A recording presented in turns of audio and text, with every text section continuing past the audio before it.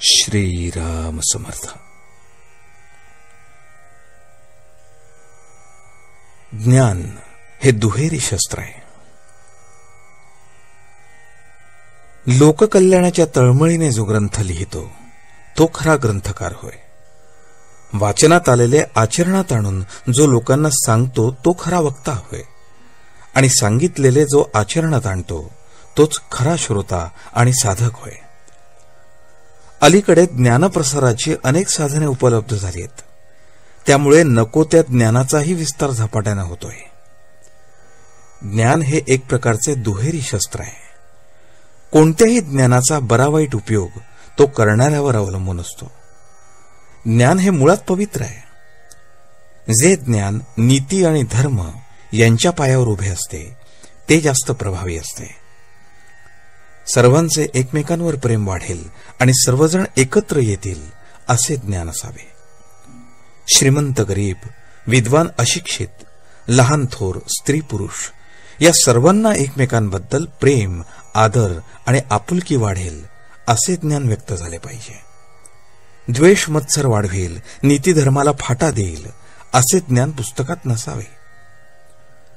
विद्वान शास्त्रज्ञ नवीन शोध लावून जगाला स्वार्थी आणि लोभी बनवतात आणि त्यामुळे सर्वनाश होतो. जे ज्ञान समाधान देत नाही ते खरे ज्ञान नव्हे. जगाचे खरे स्वरूप ज्याने कळते ते खरे ज्ञान होय. देहासंबंधीचे ज्ञान ते व्यावहारिक ज्ञान. जे जसे आहे तसे ओळखणे हे तत्वज्ञान. मी देहाला माझा म्हणतो, अर्थात मी देह नव्हे. माझे घर म्हणणारा मी घराहून वेगळा ठरतो. जडत्व म्हणजे काय? देहाच्या ठिकाणी ममत्व हे जडत्व.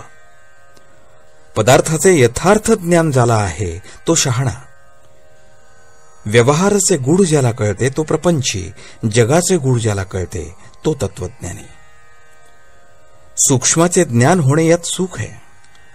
आत्मा हा समुद्र आहे तर जीव हा त्याचा अगदी लहान थेंब आहे.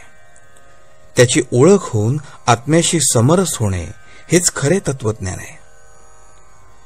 ब्रह्म सत्यम जगन मिथ्या अशा ज्ञानाच्या गोष्टी कळायला कठीण असल्या तरी अभ्यासाने दीर्घ काळानंतर कळतील, पण नामाचे महत्व कळणार नाही. ते एक संतकृपेनेच कळते. नामावर विश्वास बसणे महाभाग्याचे लक्षण आहे.